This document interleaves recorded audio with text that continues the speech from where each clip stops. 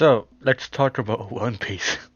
This anime has consumed months upon months of my life, man, and I'm finally up to date with it. A bit further in the manga, I'm not completely up to date with the manga, but I'm very up to date with the anime itself, right? So obviously One Piece is good, right? It's been going on for 24 years. It's a great anime. It's a good watch. And there's no end in sight at the moment. So if you get on it, there is a chance by the time you finish it, you might be able to enjoy it properly. Oda has put so much effort and so much time into this anime and this manga. It's almost, if not just doesn't have any plot holes in it. There's small things like he starts off, for example, Mantra from the Stripea arc. He starts with that and then takes that into Haki later on, like two arcs afterwards, which is just, it blows my mind at seeing the different foreshadowing that he does, right? Honestly, this anime has also made me cry a couple of times. This anime has made me care about a damn ship, a vehicle, a goddamn ship. It's insane. Yes, it's one thing to cry if a character dies. It's one thing to cry if there's something intense with a character, but a goddamn ship? Are you kidding me? I cried when we had to go say goodbye to the Royal Mary. It was, oh man, it was insane. Honestly, it's one of the first animes that I've ever watched in my entire life, which is a lot to say considering if it was like it's my first one, so like it gotta be good. And it took me years to get through it because I took like a long break. I was like, when I got to Stripey, I'm like, oh, this is boring. I'm leaving, and I didn't watch it for like a year. And then a friend of mine started watching it again, and I was like, you know what, let's give it a go. Then I watched it with after Stripea, and I was like, like I continued it from Stripey, and I was like, you know what, this is actually really good, and I was hooked. Granted, that was like 400 episodes that it took for the actually no 200 something episodes that it took for the anime to hook me, but afterwards it was I was in it to win it, in it for the long haul, It, in my opinion though, it's not the best anime to start off with if you're gonna start watching anime with One Piece. It is long, it is slow, so it takes a while for it to like get started, but it's worth it if you watch the whole thing. It's well worth the investment, the emotional stakes, the spastic comedy. And honestly, the kind of comedy and the kind of storytelling that One Piece has, it can only do it through the art style that it has and the anime and the animation style it has, just because it's so spastic. Like some of the scenes just wouldn't work in like a Demon Slayer sort of thing, right? But yeah. That being said, the characters are bloody amazing. You'll fall in love with a lot of them. Be it side, be it antagonist, be it the protagonist, be it whoever, you will fall in love with a lot of them. If not, you will agree with a lot of them. For example, Doflamingo.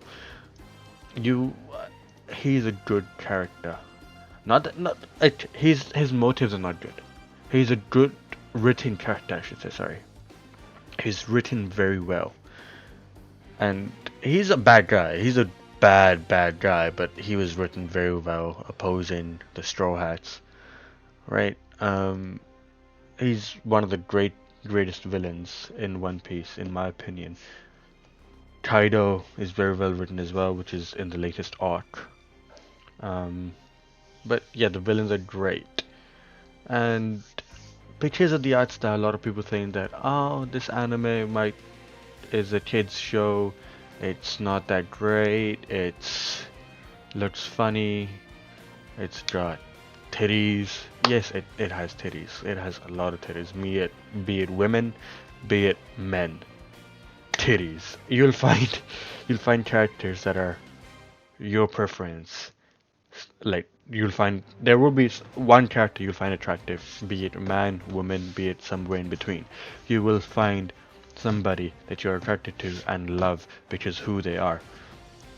One Piece, in my opinion, is not a kids anime. Kids can enjoy it, but there's also tones of anti-terrorism, anti-government, government corruption, right? Anti-war, and all the different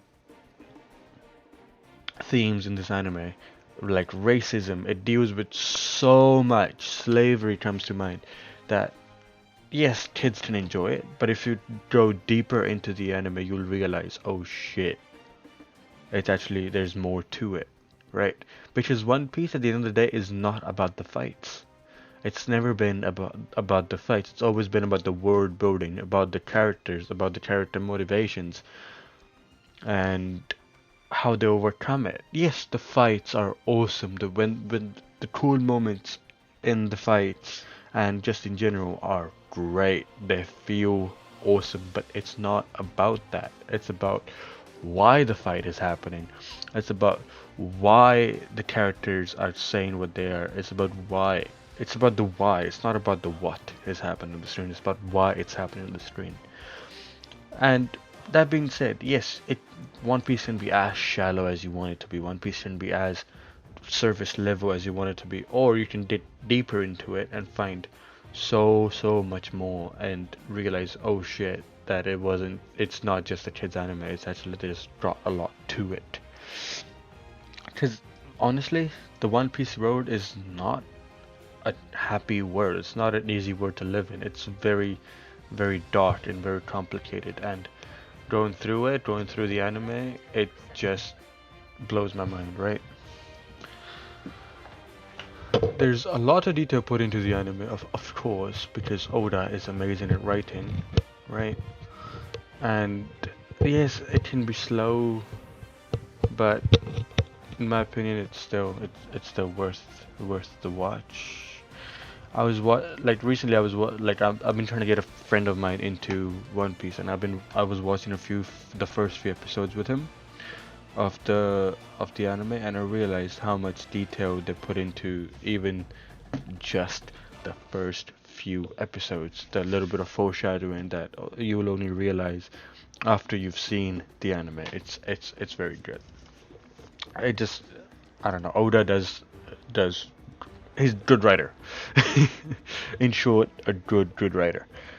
If we talk about the characters, the first character that would come to mind is obviously gonna be our boy Monkey D. Luffy. He's gonna be the king of the pirates. He wants to be the king of the pirates, and at first glance, you'll think, oh, he's just a doofus. He's a dumbass. He won't make it, or if he makes it, it's gonna be by chance. Blah blah blah. But again, if you look into it a little bit more, you can see he's actually very smart in certain ways. He's not conventionally smart, but he can read through people and read people very well, and you'll realize how good of a captain he is. Right, he may not have the skills of a navigator, may not have the brawn of the swordsman, may not have. I mean, he got the brawn of the swordsman. He can, yeah, he's got the yeah. Never mind. Don't worry about what I just said. He may not have the skills of a navigator or a helmsman, or the skills of a shipwright or a cook or a doctor, whatever. But he is still a good captain because he's able to choose the characters that would be good for those roles, the people that would be good for those roles for his crew, because his crew is just not a crew, it's a family, right? He's Dom Toretto of the group. It's a family. After him comes Roanoa Zoro. He's the second most powerful character, I think.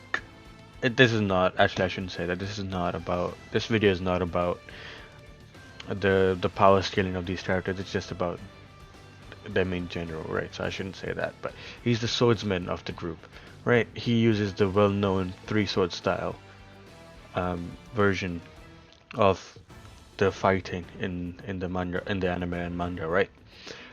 The one little detail that I find funny about his character is Roronoa Zoro full force, full power is he can only go into full power if his mouth is stuffed and his shirt is off. You know what I mean?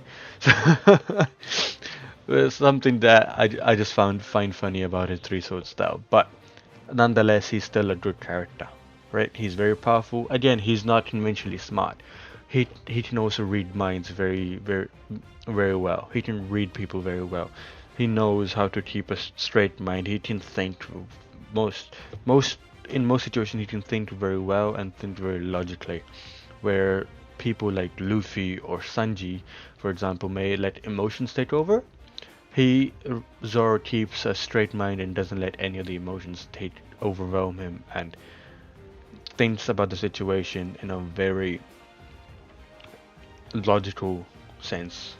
Right? Then comes Sanji, the crook of the group, the lover boy, the crook, the simp, whatever have you. The he's the pillar he's the Zoro to the Luffy, right? He's Zoro's second pillar. He is also very powerful and he's also a very good character.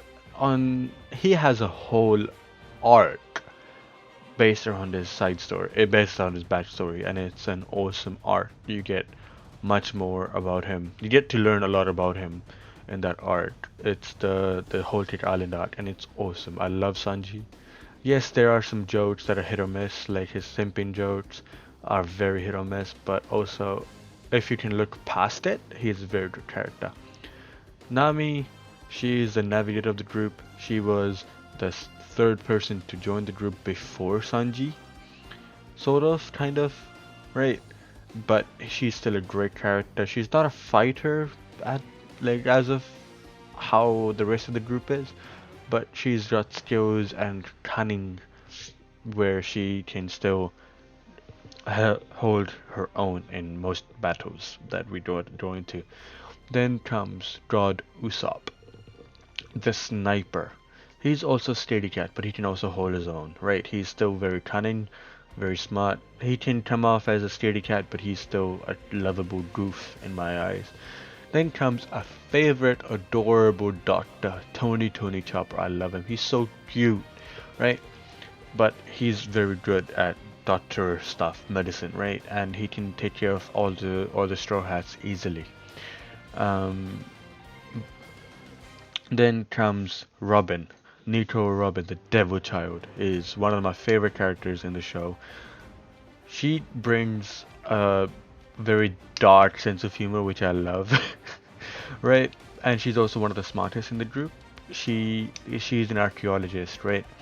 She also has a whole arc just for her and her role in the group, and it's awesome. Then comes Frankie from the Water 7, the shipwright of the group. He makes the Battle Franchies and the Thousand Sunnies. He's also very, very cool. And comes the adorable, lovable skeleton boy, our Brook. I love the music. I love all the things that he does. Right? Again, hit or miss jokes, but if you can get past the jokes, good character, lovable doofus, sick powers as well. To be fair, right? But then yeah, that's all the Straw Hats. There is some more that I won't name because of spoiler reasons. There's also Vivi, for example, but again, spoiler reasons.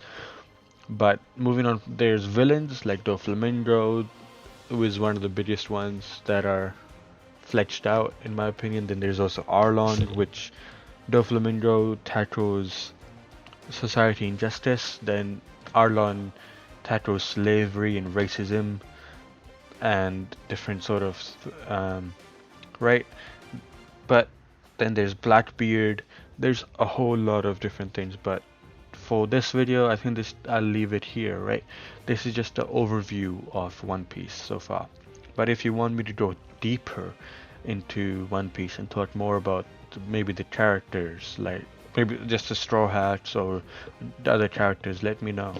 I would love to make more videos. I love One Piece. It's one of my favorite animes, and I would love to make more videos. But yeah, other than that, thank you for watching, and I'll see you in whatever I make next.